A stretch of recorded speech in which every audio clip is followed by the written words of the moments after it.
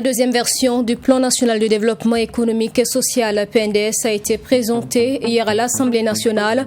Le document est constitué de 4 grands axes qui s'intéressent à tous les domaines de développement, dont principalement la sécurité. Au Mali, les partis et regroupements politiques ont manifesté samedi pour refuser la continuité de la transition en place, aussi pour dénoncer toutes les initiatives liées à cette junte au pouvoir, tout en demandant la libération de l'ancien Premier ministre Soumeylou Boubemaïga. Bonjour à tous et bienvenue dans cette édition. L'opposition politique face à la situation nationale lance des menaces. Elle prévient qu'elle va mobiliser ses partisans pour exiger le départ du président Roch Kaboré. Et ce plan, selon le président Edi Komboigo, sera mis en place si dans un mois, la situation nationale ne s'améliore pas sur les plans sécuritaires, alimentaires et économiques, notamment. Je vous propose de l'écouter au micro de Abdoulaye Migné. Plusieurs axes routiers sont sous contrôle, malheureusement, de groupes armés. Plusieurs communes entièrement vidées de leur population, avec des familles dispersées. Le drame de Solan, 4 juin 2021, avec son triste bilan officiel de 132 morts, est venu nous rappeler notre fragilité face à un mal terroriste qui s'est enraciné sans véritable résistance. Si dans un délai d'1 mois, rien de sérieux et de concret n'est entrepris pour maîtriser la situation sécuritaire, l'opposition politique, en concertation avec des organisations soucieuses de l'avenir de la nation, appellera à des manifestations fortes pour exiger la démission immédiate du chef de l'État et de son gouvernement.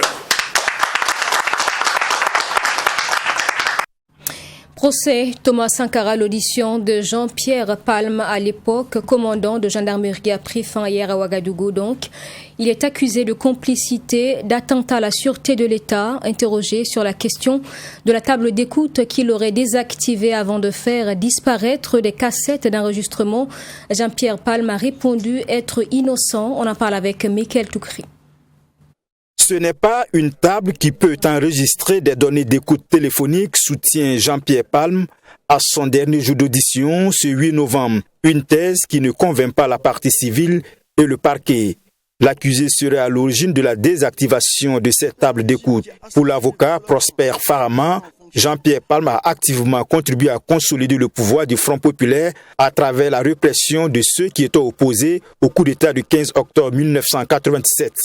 Et ce sont ces adjoints qui affirment très clairement qu'il est passé avec des Français, d'abord à démonter les tables d'écoute, les a remplacées par d'autres tables d'écoute et surtout est parti avec les enregistrements. Il dit que les tables d'écoute n'enregistraient pas, alors qu'il y a des témoins qui viendront confirmer que les tables d'écoute possédaient des enregistrements. Il y avait des enregistreurs. De nombreux témoins qui assurent qu'il a participé à la répression de tous les opposants du régime. Mais nous nous rappelons très honnêtement et très poliment que d'autres ont refusé en estimant que c'était une participation qui était tout à fait, on allait dire, illégale.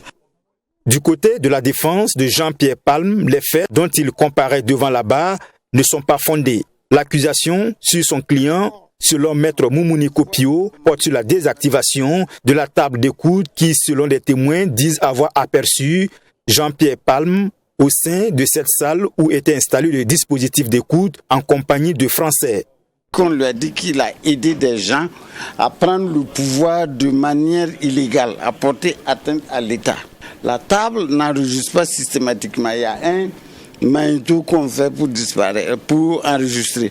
Maintenant, ces cassettes qui étaient là-bas, quelle est l'autorité légitime à laquelle ces cassettes étaient destinées pour que lui puisse les détourner? Vous dites qu'il est allé avec les Français. Lui-même, il a dit tout à l'heure que vous avez écouté. Il allait les Français pour installer une table. Mais c'était son rôle. C'était lui le commandant de gendarmerie.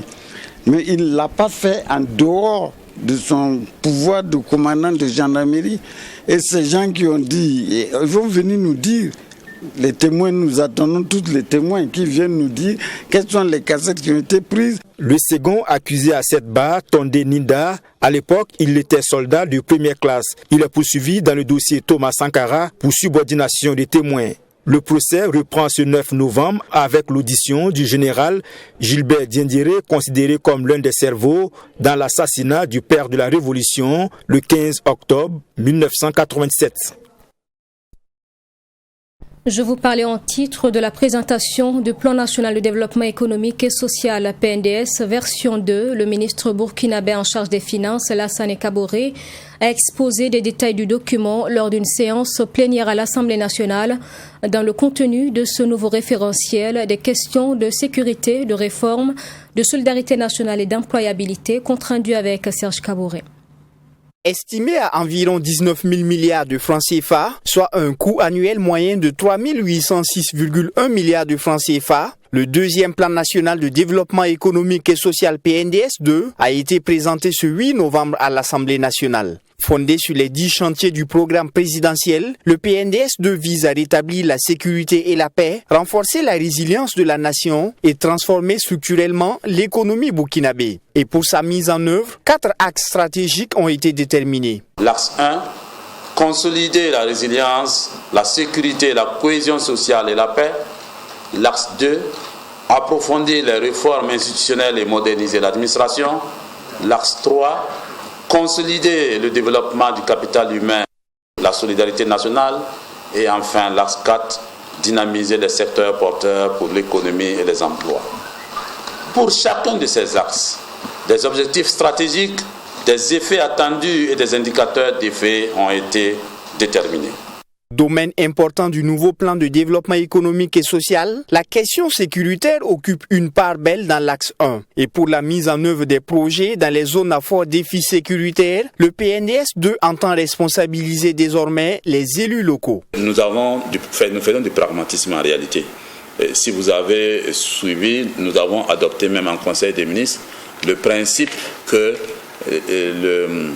les élus locaux soient désormais, on responsabilise même la réception au niveau des élus locaux. Donc nous sommes en train de travailler, ça viendra sous forme de décret, où la réception, le suivi va être progressivement transféré à ceux qui sont sur place pour éviter justement que la mise en œuvre ne soit retardée parce que justement tous les déplacements sont difficiles alors que nous pourrons donc faire recours à ceux qui sont sur place. Financé à hauteur de 63% par les ressources propres et les ressources extérieures de 9%, le besoin de financement s'élève à 5 328,1 milliards de francs CFA, soit 28% du coût total du plan. Toute chose qui ne rassure pas certains parlementaires. Lors du premier PNDS, des promesses aussi avaient été faites. Et je me rappelle encore que le président de l'Assemblée de l'époque, Salif Diallo, avait dit au Premier ministre de l'époque que s'il revenait ici sans les 19 000 et quelques milliards promis, les portes de l'Assemblée allaient être étroites.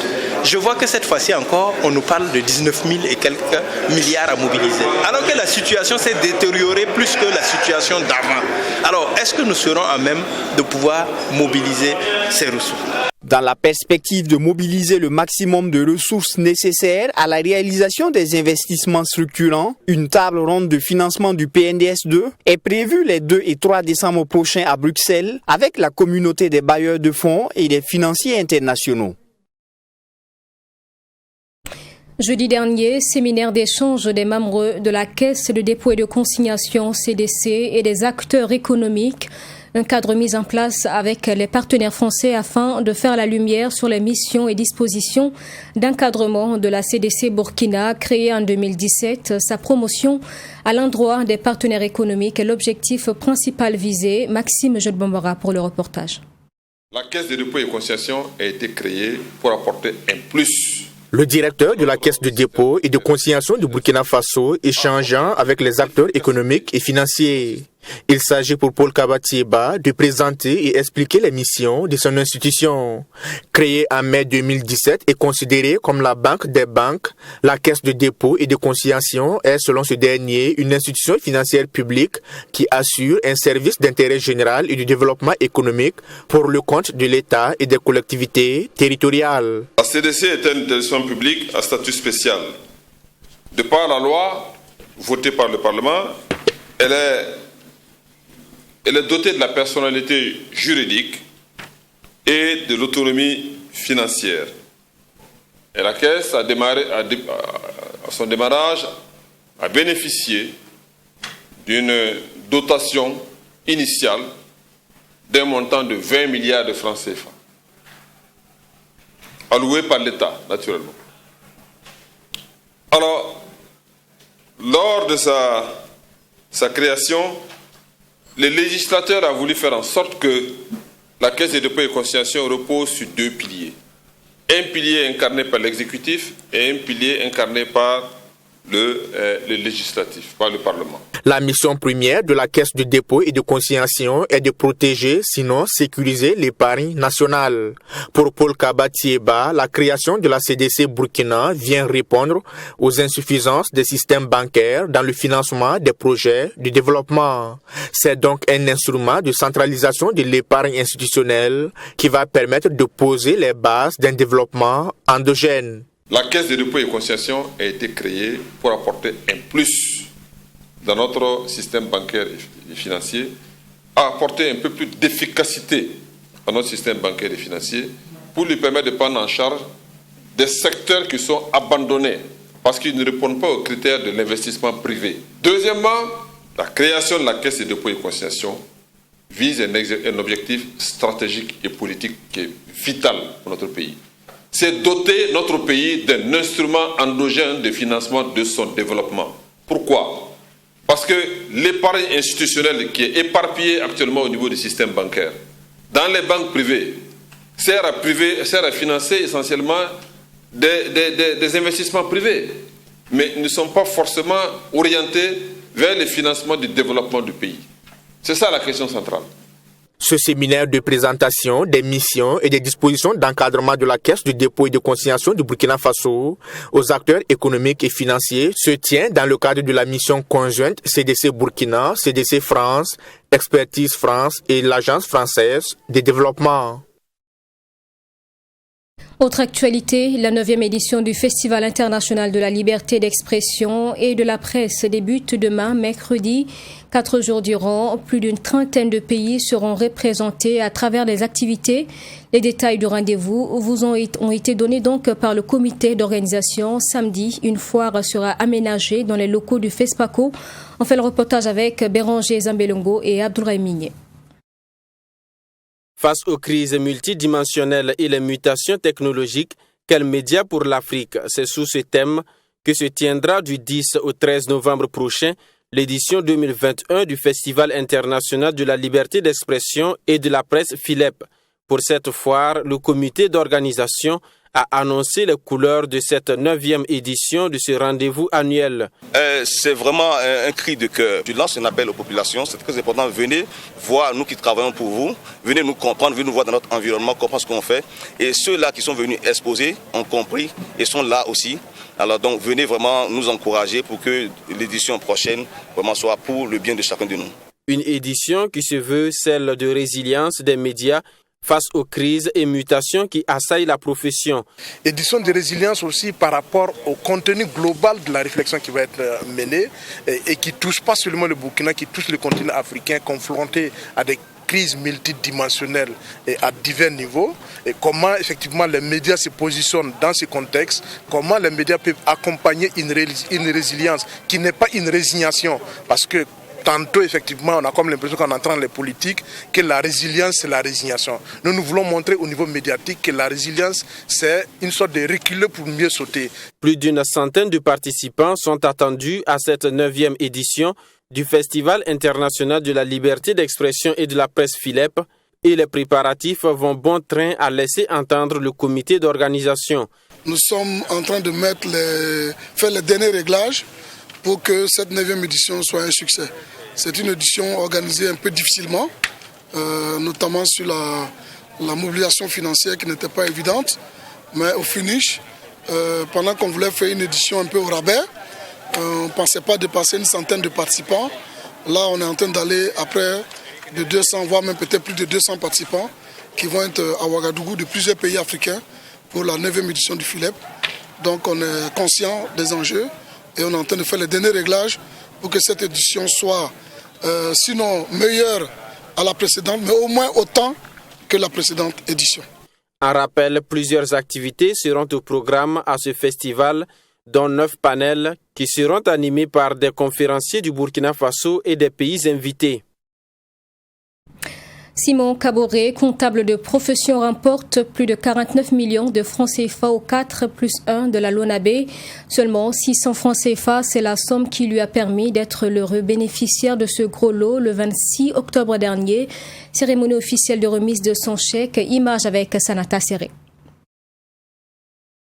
L'heureux gagnant de ce 4+1 du 26 octobre 2021 est comptable de profession. Pour une mise de 600 francs CFA, il remporte plus de 49 millions de francs CFA.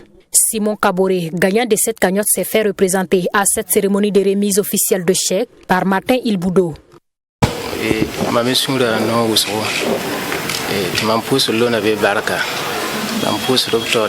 Je suis très content. Merci beaucoup à la Loterie nationale burkinabé. Que Dieu les bénisse. J'ai misé seulement 600 francs et j'ai gagné ce gros lot. Alors j'invite tous les Burkinabés à tenter leur chance. Il faut savoir que c'est une affaire de chance. Si tu joues incessamment, un jour tu auras ta chance. J'ai plein de projets et avec cette somme, je vais construire et renforcer mon commerce.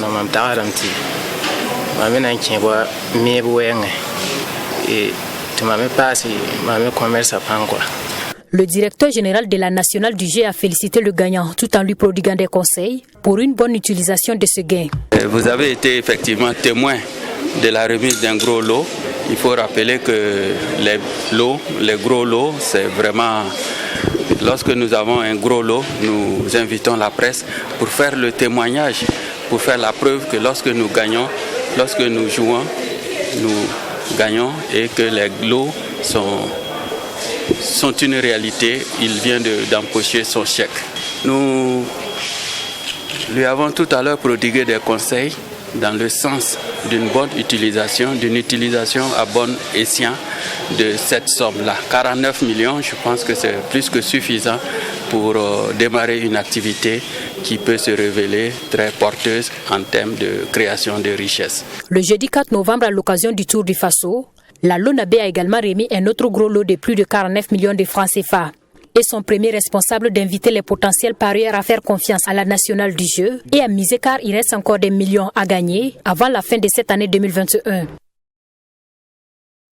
Des images à présent de la nuit de la quenouille organisée samedi dernier par l'association Yelba. Nous étions la veille de la clôture de Expo Yelba, débutée le 4 novembre dernier, qui fait la promotion du Faso d'Anfani. Cette nuit était donc l'occasion de présenter les créations à base de pain tissé et de rendre hommage aux artisans. Les images compte rendues avec Abdourahminier. C'est une soirée pleine de couleurs, marquée par des chants, de la danse et surtout un défilé en Faso d'Anfani qui est à l'honneur en cette soirée dénommée la nuit de la quenouille. L'objectif est de montrer le savoir-faire des artisans qui travaillent le coton, faire la promotion du pagne tissé et inviter les Burkinabés à adopter le Faso d'Anfani qui, selon l'association Yelba, est un symbole de la culture burkinabé. La nuit de la quenouille pour nous, c'est magnifier le travail de nos tisserands et tisseuses et faire connaître le Faso d'Anfani afin que chacun sache que le coton burkinabé fait de très belles choses et de très beaux tenues et que nous n'avons pas à envier la friperie qui vient de l'extérieur. Nous pouvons très bien nous habiller en Faso d'Anfani, être satisfaits et être reconnus dans le monde entier. Au-delà d'inviter les Burkinabés à porter du Faso d'Anfani, l'ambition de l'association Yelba est grande, promouvoir ce pagne tissé à travers le monde. C'est pourquoi Expo Yelba est un cadre de rencontre entre artisans burkinabés et stylistes d'extérieur avec l'Italie, pays invité d'honneur comme porte d'entrée du Faso d'Anfani en Europe. Notre défi, c'est faire adopter le Faso d'Anfani en Europe, comme nous portons aussi le guin ici, comme nous portons la soie ici. Et il faut que les Européens aussi reconnaissent que nous avons de la valeur. Parce que produire du coton, vendre à l'extérieur et revenir ici pour que nous le portons, nous-mêmes nous pouvons le faire avec un savoir-faire extraordinaire. Pour les stylistes qui ont participé au défilé, c'est un grand pas qui vient d'être fait dans la valorisation du Faso d'Anfani. Vraiment, c'est très bien, c'est un plaisir pour moi de participer à cette défilé Je crois que ça commence à venir. Si les Italiens viennent au Burkina pour commencer à faire le défilé de parler de Faso d'Anfani, je crois que le combat ne fait qu'en gagner davantage. Je crois que le lutte va payer un jour et le Faso d'Anfani aura sa place dans le monde. Notons que l'exposition Yelba est à sa deuxième édition après une première édition tenue l'année dernière en Italie. L'association Yelba a témoigné sa reconnaissance au président du Faso pour son engagement dans la promotion du Faso d'Anfani qui, selon elle, doit être un pilier important de l'économie du Burkina Faso. Culture toujours avec le FESPACO 2021 qui était célébré en différé du 4 au 7 novembre dernier dans la ville de Sia. Des projections cinématographiques, des formations, donc un jeu d'acteurs et des échanges autour du thème de cette 27e édition ont ponctué cette célébration en différé. Retour sur la cérémonie d'ouverture par la ministre en charge de la culture. C'est avec notre correspondant Joseph Koudou. Après la clôture du FESPACO, Bobo Dioulasso s'est mu en capitale du cinéma africain pendant 96 heures. Du 4 au 7 novembre 2021, les Bobolais ont été invités dans les salles obscures pour voir les films sélectionnés lors de la 27e édition du FESPACO. Et le clap de départ de ce mini-FESPACO a été donné par la ministre de la Culture, des Arts et du Tourisme.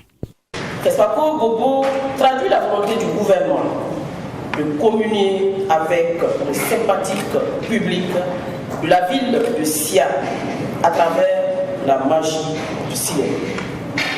En effet, la sélection des films à voir à Bobo est d'une belle facture car elle concerne une partie de la crème des films inscrits pour le FESPACO 2021.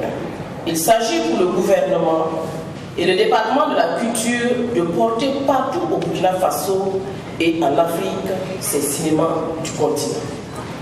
C'est pourquoi FESPACO Bobo révèle une grande importance pour nous et une étape clé dans le dispositif organisationnel du FESPACO 2021. Et pour cette cérémonie d'ouverture, c'est le court-métrage Zalissa de Karine Bado, lauréate du Poulain de Bronze, qui a été projeté. Tous les films qui ont été primés vont être projetés ici. Et à l'intérieur également de toute la panoplie de films qui avaient été proposés, les plus belles œuvres en tout cas ont été retenues pour être projetées ici à Bobo Dioulasso. Donc il s'agit pour nous ici de convier toute la population à prendre part à ces quelques jours qui vont être donc dédiés au FESPACO Bobo parce que nous savons que Bobo c'est une ville très culturelle et une plaque tournante en tout cas de la culture du Burkina Faso. Et il est de notre devoir de faire ce FESPACO Bobo et de permettre en tout cas à toute la population de Bobo qui aime bien la culture, qui aime le cinéma, de pouvoir vivre les temps intenses que nous avons vécus à Ouagadougou durant ce FESPACO. Les projections des films sélectionnés ont été programmées sur plusieurs espaces dans la ville de Sia.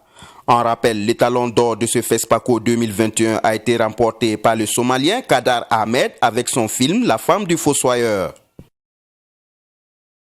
Et puis dans le reste de l'actualité, grand meeting à Bamako ce samedi du cadre d'échange des partis regroupements politiques. Objectif, dire non à la prolongation de la transition aux assises nationales de la refondation et aussi demander la libération de l'ancien Premier ministre Soumeylou Boubé Maïga. Et pour ce cadre des partis politiques, le bilan de gouvernance est déplorable avec la flambée des prix des produits de première nécessité et la recrudescence de l'insécurité. Correspondance avec Brema Soulo. C'est dans une salle du Palais de la Culture pleine à craquer que s'est déroulé le meeting du cadre d'échange des partis et regroupements politiques pour une transition réussie. Un meeting pour dire non au gouvernement sur plusieurs points. Pour dire non et non et non à la prorogation, non aux assises nationales, non à la cherté de la vie, non aux conditions de vie des enseignants, des salariés, l'insécurité. Donc c'est pour dénoncer tout ça là. Ces meetings étaient aussi l'occasion pour le cadre de dresser un bilan sommaire de l'action du gouvernement de la transition. Depuis un an, la situation sécuritaire ne s'est pas améliorée, elle s'aggrave. Depuis un an, les indices de notre économie sont au rouge. Depuis un an, nous constatons une atteinte aux droits et libertés fondamentales des citoyens garantis par la Constitution. C'est pourquoi nous, femmes du Mali, demandons un sursaut national pour sauver notre pays d'une impasse politique. Dans sa déclaration, le cadre d'échange des partis politiques pointe un certain nombre d'initiatives du gouvernement Sokel Kokala Maïga qui risquent de mettre la transition à mal. Nous, parti du cadre d'échange pour une transition réussie au Mali, constatons une profonde cassure de la dynamique de la réussite de la transition, conséquence des ratassages du chronogramme, de la création forcée de l'organe unique de gestion des élections et des résultats qui sont attendus par les assises qui ne sont pas nécessaires et dépensées. Exigeons du gouvernement du Mali le respect de ses engagements vis-à-vis du peuple malien et de la communauté internationale. Ainsi, nous enjoignons le gouvernement dans les plus brefs délais à se ressaisir et faire le réalisable et prioritaire dans les délais impartis pour le bien de notre peuple. Et nous lui rappelons son obsolescence programmée pour la fin de la transition de 18 mois. Le Premier ministre sera tenu pour responsable de tout ce qui arrivera au Mali en cas de non-respect du délai de la transition, prévient le cadre d'échange des partis politiques. Lors de la dernière visite du médiateur, le gouvernement de la transition s'est engagé à publier le calendrier électoral avant la fin du mois d'octobre 2021. Force est de reconnaître que cet engagement n'a pas été tenu. Nous tenons le Premier ministre, Dr Sokel Kokala Maïga, pour seul responsable des conséquences du non-respect des engagements pris devant la communauté internationale et le peuple malien. Le président du cadre d'échange des partis politiques pour une transition réussie, Ousseynou Amin Guindo, regrette également l'attitude du Premier ministre face à la communauté internationale. Le cadre menace d'envahir la place de l'indépendance dans les semaines à venir. Et c'est la fin de ce journal. Merci de l'avoir suivi. Je vous souhaite une excellente suite à notre compagnie. Je vous retrouve demain, 13h.